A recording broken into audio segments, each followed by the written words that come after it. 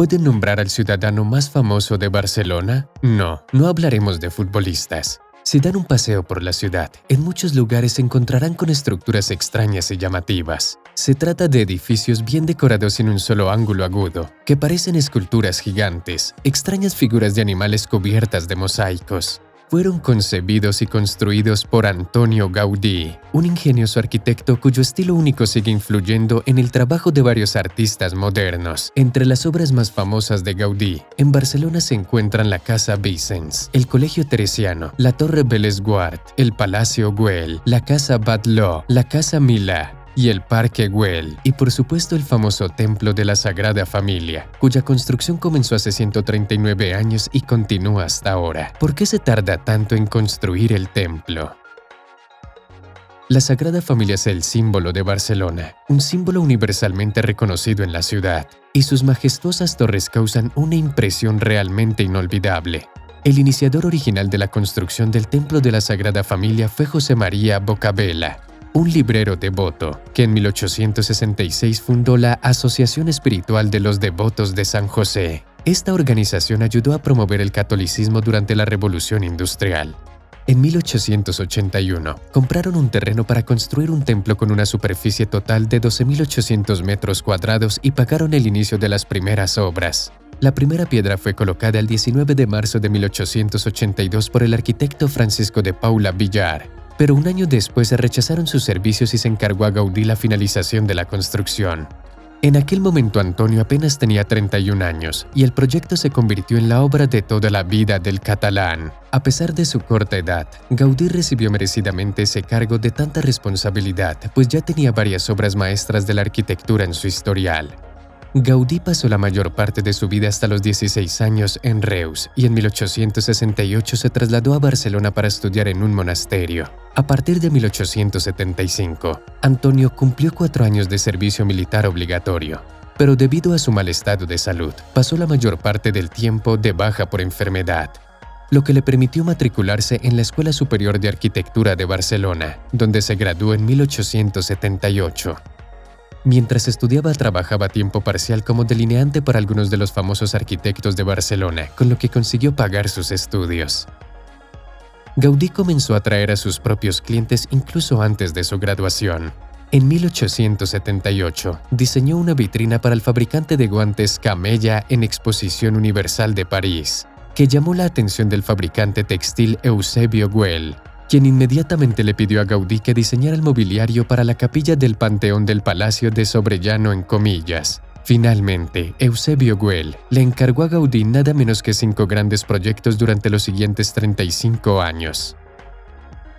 En 1877, Gaudí recibió su primer encargo importante, la Casa Vicens, una residencia para Manuel Vicens y Montaner, un fabricante local de ladrillos y azulejos, que consolidó su reputación como arquitecto emergente en Barcelona.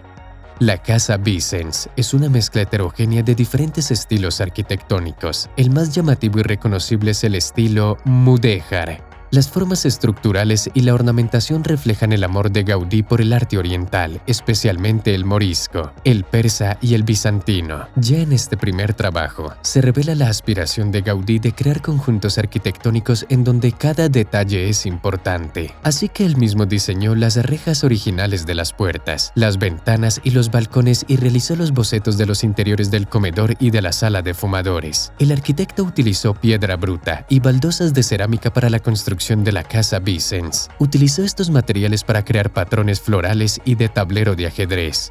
Desde el 2005, la Casa Vicens, junto con otras obras de Antonio Gaudí, está incluida en la lista del Patrimonio Mundial de la UNESCO. A través del encargo de un edificio industrial en 1878 de la cooperativa obrera mataronense, Gaudí conoció a la maestra Josefa Moreu, pero al parecer ella no le correspondió. Fue la única mujer por la que el arquitecto mostró un interés romántico. Y después de eso se sumergió por completo en su trabajo durante el resto de su vida, y su fe católica se apoderaba cada vez más de su mente. En 1883, cuando se construyó la Casa Vicens, Gaudí comenzó a trabajar en la Sagrada Familia de Barcelona. La catedral fue concebida por el arquitecto como la encarnación de la Biblia en piedra, y sobre todas las molduras de la fachada pretendía transmitir la vida y la obra de Cristo en la tierra. Gaudí no se apartó de sus principios y no pensó en nada de antemano, sino que puso en prácticas sus ideas a medida que iban surgiendo durante las obras. Para ello estaba constantemente presente en las obras y controlaba todo el proceso.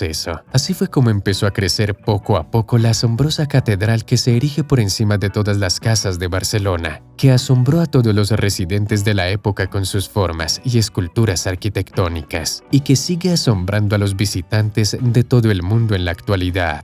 El diseño del templo se asemeja al de las famosas catedrales góticas. La Sagrada Familia es una basílica de 5 naves que junto con su ábside tiene 95 metros de longitud. Según la idea de Gaudí, la iglesia debía tener una forma de 3 fachadas con la misma decoración, que debían estar adornadas por 4 torres curvilíneas. El resultado serían 12 torres de hasta 112 metros de altura, cada una de las cuales simboliza uno de los apóstoles, y las fachadas representarían las fases de la vida de Cristo: nacimiento, pasión de Cristo y resurrección. Otras 4 torres, de 120 metros de altura cada una, debían simbolizar a los evangelistas y rodear la torre central, la más alta de todas, de 170 metros, dedicada a Jesús, donde debía colocarse la cruz. Sobre el ábside se colocaría una torre y un campanario en honor a la Virgen María. La decoración del edificio ya llamaba la atención por la cantidad de detalles, la elaboración de los temas, las líneas, las transiciones y la combinación de diferentes estilos: el moderno,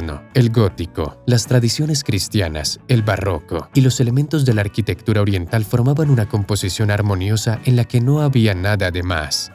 Pero ¿cómo es posible que la construcción dure 139 años? La construcción de un proyecto de tal envergadura no es un asunto fácil y los problemas técnicos eran inevitables. La cuestión más crítica era cómo hacer que la estructura fuera estable y evitar que se derrumbara en el futuro. Gaudí resolvió este problema de forma brillante con su propia técnica fundamental. Combinó la fuerza de los arcos parabólicos y las columnas inclinadas capaces de soportar cualquier carga, incluidas las pesadas bóvedas. El arquitecto desarrolló este principio estudiando especímenes naturales, en particular la forma en que crecen los eucaliptos. El sistema de apoyo en la nave principal adopta la forma de una estructura de troncos de piedra. Las columnas de hormigón armado, revestidas de basalto, arsénica o granito, se adentran bajo tierra hasta una profundidad de 20 metros y alcanzan una altura de 70 metros. Cada uno de ellas puede soportar terremotos de 7 puntos y rachas de vientos de hasta 200 kilómetros por hora. El sistema de soporte original del maestro tiene otra característica sorprendente. La nave del templo, construida sobre su base, parece casi ingrávida. El arquitecto dedicó 43 años de su vida a la Sagrada Familia. En los últimos años, Gaudí permaneció en su pequeño taller justo delante de la obra, y el 7 de junio de 1926 fue atropellado por un tranvía, lo que le causó la muerte a los pocos días sin recibir la atención médica adecuada.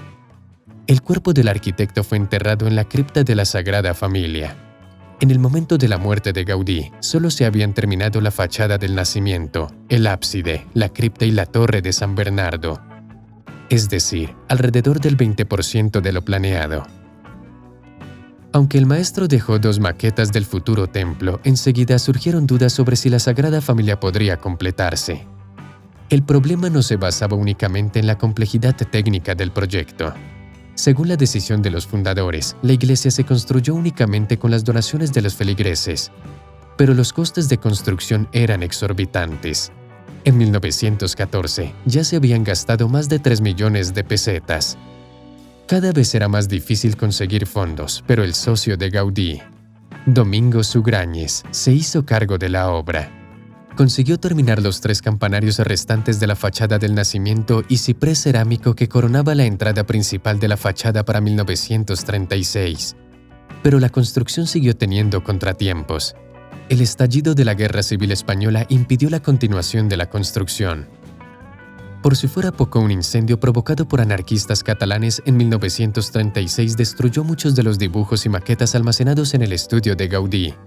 Sin embargo, dejaron su tumba intacta, ya que eran conscientes de que Gaudí era considerado sagrado por todos, independientemente de su condición social o sus convicciones políticas. Las obras no se reanudaron hasta 1952 y avanzaron muy lentamente. En 1954 se inició la construcción de la fachada de la Pasión y cuando se terminó la cripta en 1961, se abrió allí un museo dedicado a los aspectos históricos, técnicos, artísticos y simbólicos del proyecto.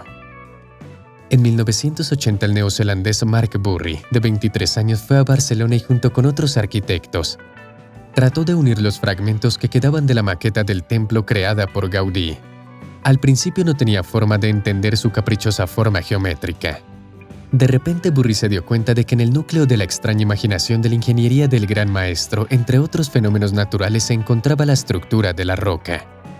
Posteriormente, Burry fue ascendido arquitecto en jefe de la Sagrada Familia. Utilizando técnicas de modelado paramétrico por computadora tomadas de la industria aeroespacial, pudo completar los proyectos del genio catalán.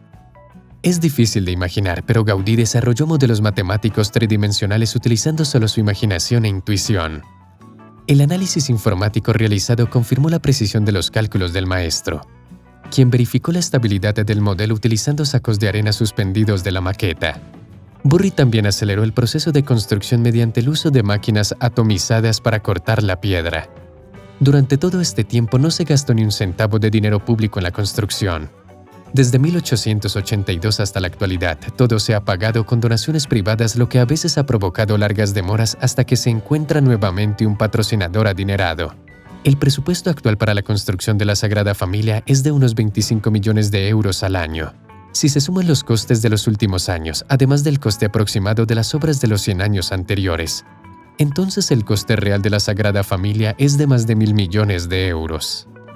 Por cierto, el hecho de que el templo esté siendo completado por otros arquitectos es un suceso común en la historia europea, ya que muchas catedrales góticas grandiosas se construyeron durante décadas. Poco antes de su muerte, Gaudí dijo: «La gente vendrá de todo el mundo a ver lo que estamos haciendo». Y no se equivocó. La Sagrada Familia, aún sin finalizar, se ha convertido en un símbolo de Barcelona y atrae a turistas de todo el mundo. En los últimos años, antes de la pandemia, visitaban el templo entre 4 y 4,5 millones de personas al año. Cuando las 6 torres catedrales de Jesús, la Virgen María y los 4 evangelistas estén terminadas, la Sagrada Familia habrá alcanzado su altura máxima de 172,5 metros y se convertirá en la iglesia más alta del mundo. Por el momento, la construcción está completada en un 70%. Anteriormente, el arquitecto español Jordi Fauli declaró que el templo estaría terminado para el 2026, justo a tiempo para el centenario de la muerte de Gaudí, pero la pandemia ha hecho cambios y lo más probable es que estos planes no se hagan realidad.